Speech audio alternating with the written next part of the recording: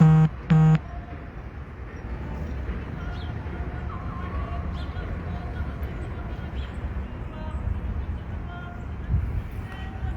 tātou.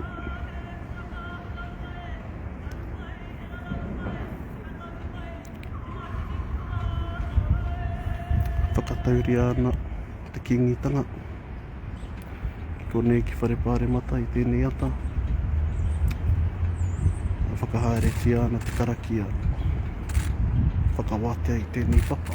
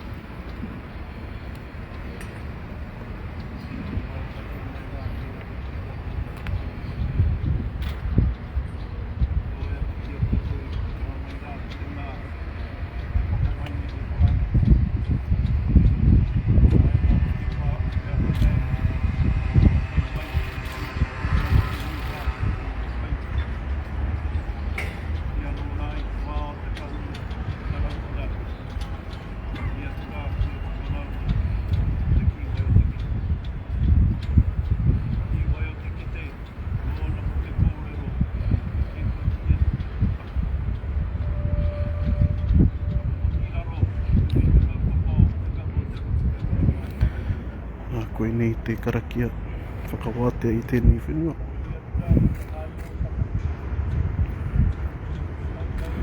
After witch desecration to restore Maiuri to the whenua here.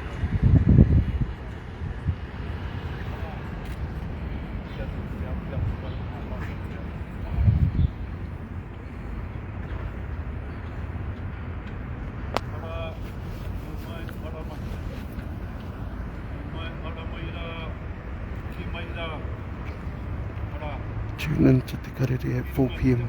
to see more.